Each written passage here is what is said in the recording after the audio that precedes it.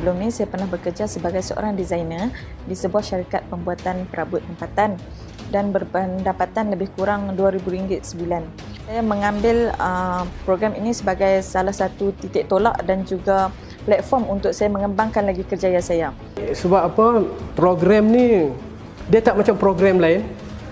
Program ni kita belajar sambil buat duit.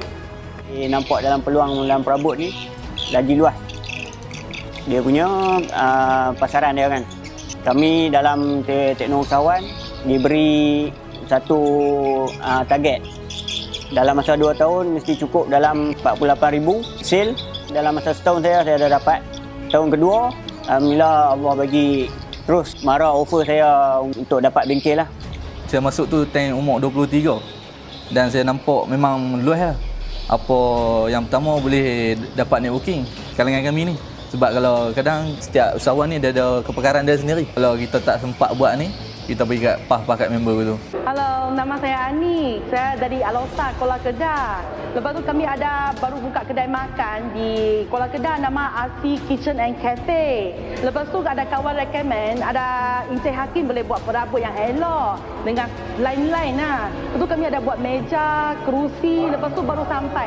Sampai saya cek dah semua kualiti dia sangat bagus. Lepas tu berkualiti, elok pun elok, tak ada benda yang tak elok lah. Lepas tu kami sangat terima kasih dengan Encik Hakim. Thank you. Hai, nama saya Jiba. Saya daripada pinggiran UJ 1. Saya ada order kabinet bedroom saya.